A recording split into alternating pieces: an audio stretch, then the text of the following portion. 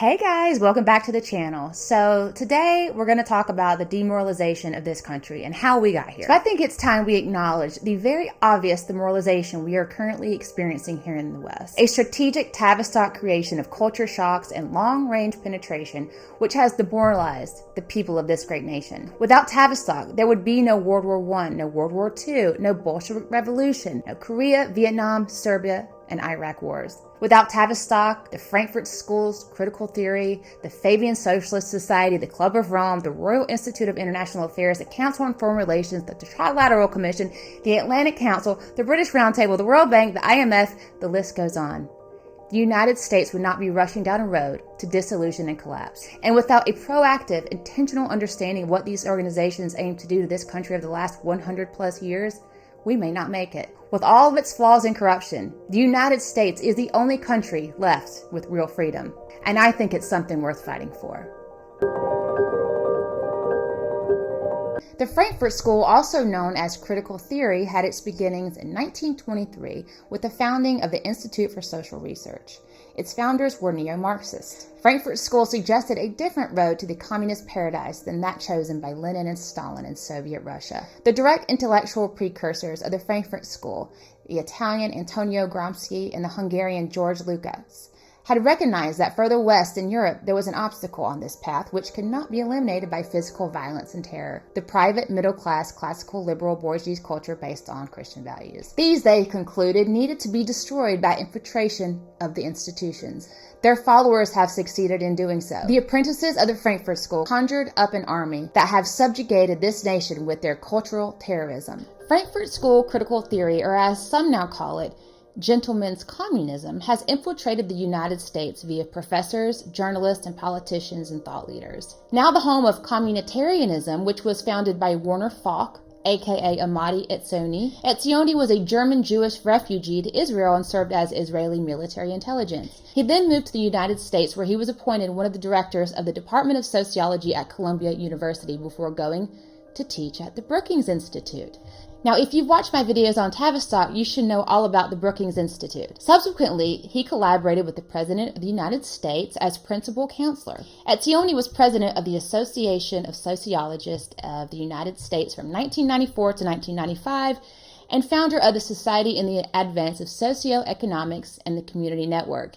He also worked as a professor at George Washington University, where he served as the director of the Community Policy Institute. All Frankfurt School critical theory was banned in Germany under Hitler, but it made its way to New York and took over the University of Chicago and became the neocons under the tutelage of Albert Wohlstetter. Wohlstetter was a consultant with the Rand Corporation for a few years, but it wasn't until June or July of 1953, a few months after he began briefing, selection, and use of strategic air bases to the Air Force, that he joined Rand permanently. At Rand, he researched how to posture and operate U.S. strategic nuclear forces to deter plausible forms of Soviet nuclear-armed aggression in a way that was credible, cost-effective, and controllable. Irving Kristol, another Frankfurt School minion, was a member of the Young People's Socialist League and was part of a small but vocal group of Trotskyists, anti-Soviets, who later became known as the New York Intellectuals. Kristol was also affiliated with the Congress for Cultural Freedom.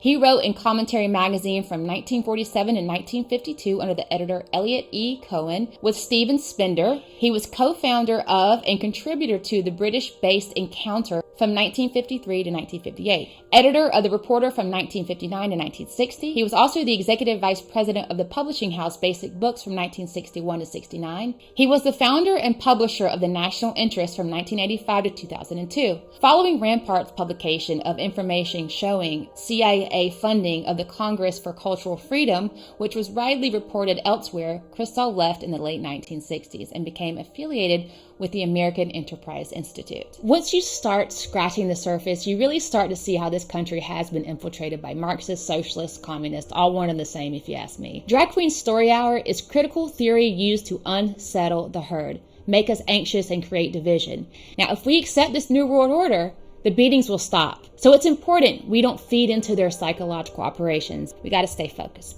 Gotta stay focused, guys. Now, I often rag on the CIA, the FBI, and other organizations that participate in corruption and rightfully so, as some of their projects are indefensible. But I also have to have faith that honest, intelligent, freedom-loving patriots still exist within these organizations. Faith that they want to save this country and the values upon which it was founded. For us to turn against America, which is literally the last bastion of freedom, and fall into their trap of America sucks, is precisely what these people want. We already see the universities churning out America-hating activists on a daily basis. And this is not by mistake. While this country may not be perfect, and it has absolutely been penetrated by communist psychopaths, it's still the only thing we have left. And I really believe it's something worth fighting for. So with that said, moving forward, I'm making a conscious decision and effort to continue my focus on education and awareness on the real issues and not the social and cultural psyops these psychopaths cook up in some of their think tanks to keep us distracted. So I have a Patreon now. I'll link it below. A lot of new and important content coming down the pipe. So subscribe if you dare. And until then, I'll catch you guys next time. Bye.